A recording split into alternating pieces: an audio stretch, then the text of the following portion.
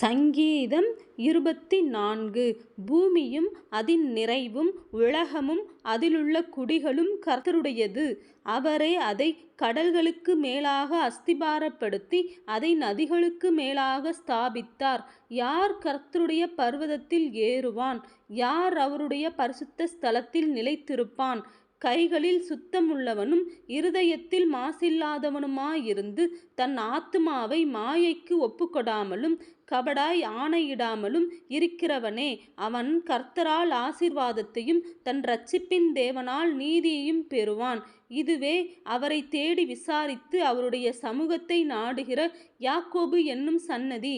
வாசல்களே, உங்கள் தலைகளை உயர்த்துங்கள், அநாதி கதவுகளே உயருங்கள், மகிமையின் ராஜா உட்பிரவேசிப்பார். யார் இந்த மகிமையின் ராஜா?